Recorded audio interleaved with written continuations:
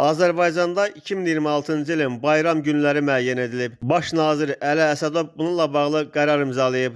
Qərara əsasən 2026-cı ilin martın 20-si, 21-i, 22-si, 23-ü və 24-ü Novruz bayramı, martın 20-si və 21-i Ramazan bayramı, mayın 27-si və 28-i Qurban bayramı günləri kimi müəyyən edilib. Qərara əsasən Novruz və Ramazan bayramlarının bəzi günləri üst-üstə düşür. Ona görə də Əmək Məcəlləsinin tələbi nəzərə alınmaqla gələn il Novruz və Ramazan bayramları ilə əlaqədar 11 gün qeyri-iş günü olacaq. Çünki Nazirlər Kabinetinin qərarına əsasən 2026-cı ildə martın 20-si, 21-i, 22-si, 23-ü və 24-ü Novruz bayramıdır. Gələn il 21 və 22 mart tarixləri şənbə və bazar günlərinə təsadüf edir.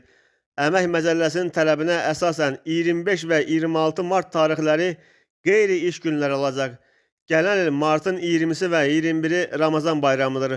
Əmək Məcəlləsinə əsasən Ramazan bayramı iş günü hesab olunmayan başqa bayram günü ilə üst-üstə düşdükdə növbəti iş günü istirahət günü kimi hesab edilir.